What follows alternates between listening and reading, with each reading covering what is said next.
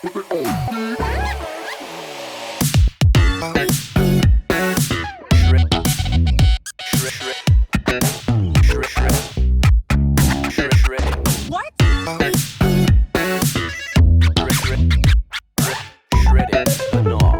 we happen to be here on the red bench at the Labia Theatre, and we're catching up with two. Well, you're also an ex-Natal, Ex-South Africa? ex-South Africa, ex-Miss South Africa surfing, Tasha Mentasti. And the last time Ricky Basnett was here was in 2015 for the premiere of his own film. How does it feel to be back and not signing autographs this time, Rick?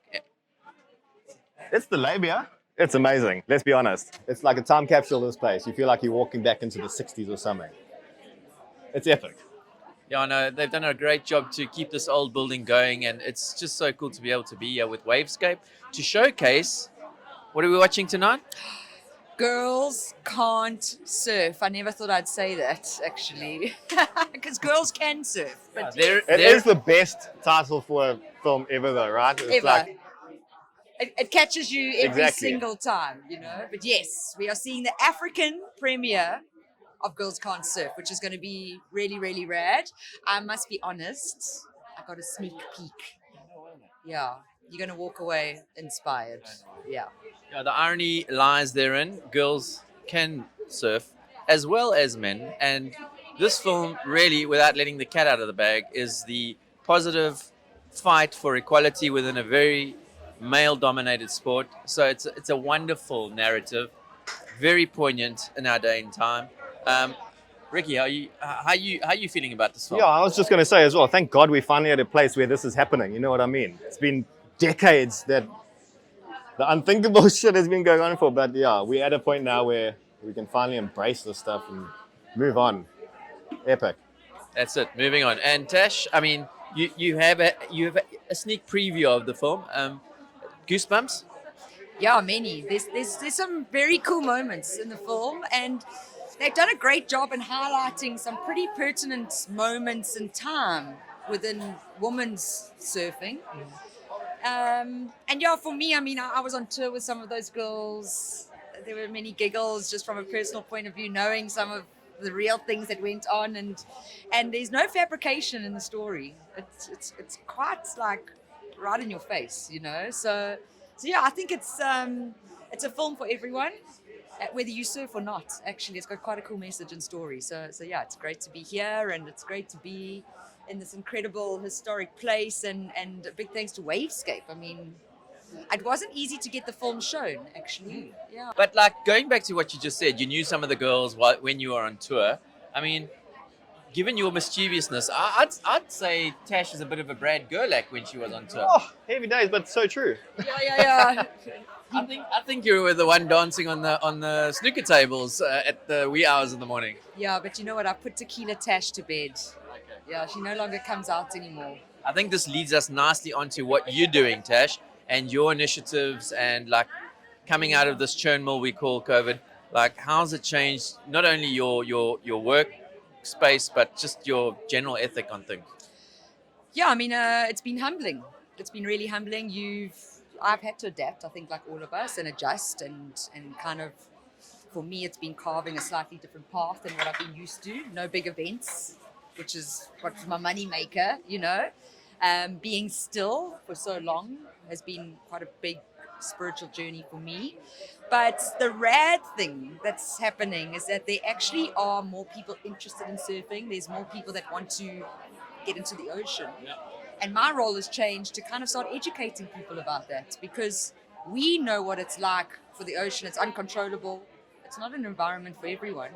So I've been given quite a cool task to start educating the youth, people of color predominantly, and creating an opportunity to have a safe and supportive space in the ocean, which has just been so cool. So this week we had really good waves at Muizenberg. It's one of the best learn to surf waves in the world, and I had some big pivotal moments with some of these young adults, just being able to have an opportunity to experience the stoke of surfing. Amazing. Yeah. How's that feeling of passing on that to someone else? There's actually nothing that can beat that. That can comprehend it, actually. Letting someone else experience what you've felt your whole life. Yeah. And you know what the biggest thing is, and I think as surfers we forget about it, is that adrenaline moment of weightlessness on a wave almost. People don't experience that. We've got gravity, we're stuck to this planet. But then when we're riding this wave, it's a whole different freedom, and I think that's the biggest key, is the freedom. We leave all our problems on land. We have to be present because we need to know what's coming towards us. Whether it's a good wave or it's going to be a wave that's going to dump us, Yeah, so Get into that flow state. I think it is a flow state, and you know what it is? Surfing can teach us life skills. As surfers, we learn to adapt. We've got to adapt to our conditions, totally.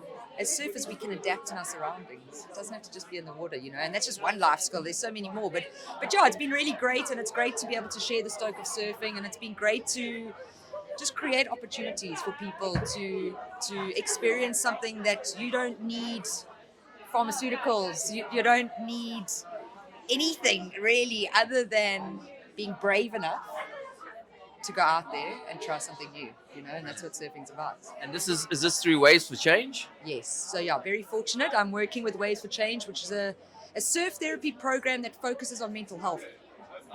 Yeah. Links down below for Waves for Change. But how's that? Surf therapy that addresses mental health. So it's not only looking at the physicality of surfing, but it's delving way deeper into the roots of one's past and addressing those, I guess, through surfing and through therapy in the ocean. Yeah, so we're using surfing as the adventure. Okay. We're using surfing as the catalyst to connect this crazy white woman with this young African dude who knows nothing about the ocean, okay? But then what Waves for Change has done, Waves for Change has created this amazing curriculum it's a toolkit that of various activities that you're able to deal with trauma, so there's breath work, there's meditation, there's some very simple exercises that you can do to just calm down without having to talk to anyone in your own space. So it's really giving kids tools to be able to deal with trauma in some way or form. And the focus with Waves for Change is they target at-risk youth. Oh, wow. So youth that are in survival mode their whole life. That's what they're born into, to survive, not to thrive. And where this program is taking them is creating a space where you can thrive, but then also learning basic tools to not react straight away sometimes. And it's called Power Hand. It's take 5. So you breathe in 5 times just to calm yourself before you respond. It's like really simple stuff that we're not actually taught, that we should all be taught. It's badass. It's amazing. Yeah. And the coolest thing is I am even more energized after the sessions. There's nothing draining about it, and so the energy that's happening within these groups is just incredible. Yeah, we saw you this morning on the beach down in Muizenberg. She was frothing. Yeah. Just happy. I was in my suits. Come on, always in my business suits. It Super works. cool. It Super works. cool. Yeah. And I mean, the fact that these programs are now in place, it's the only thing that's going to break that cycle, right? You have these amazing kids and amazing people who unfortunately are really good at things, but then they're battling something that's deep-seated and it's never been dealt with, and they regress time and time again. And this gets to, as I say, the root of it, and helps them with coping mechanisms to be able to work through so that they don't get to that tipping point where they actually, go back to ground zero, which is the hardest place to move from, right? Yeah, absolutely.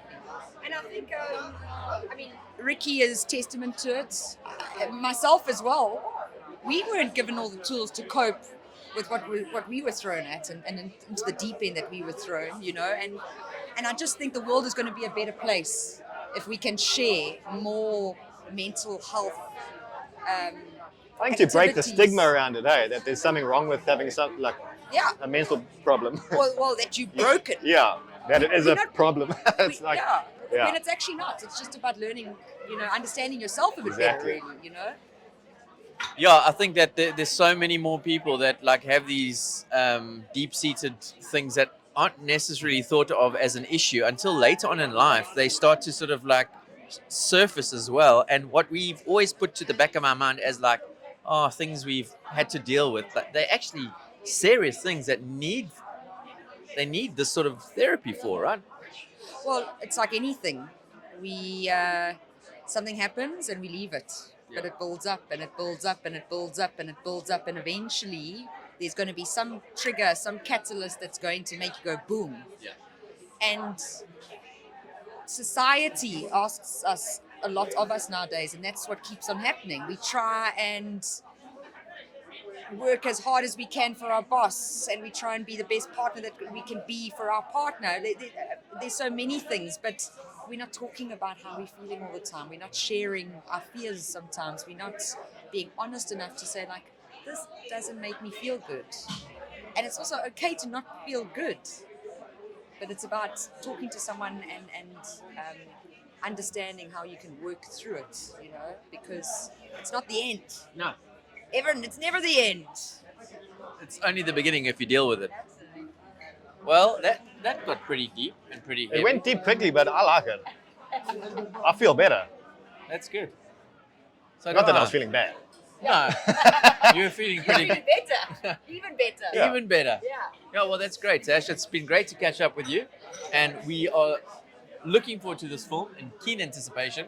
And all your old cronies and buddies out there, albeit that you're a new Tash, a new, improved, chilled, sharpened, focused, grounded. What other word can I use? Just Tash. Just Tash. Dazzling Tash. Thank you so much. Thank you, Steve. Okay. Sure, Thanks, Tasha. Ricky. No, like Thanks that. for your insights. Sweet. It's lovely to be back here at the Labia.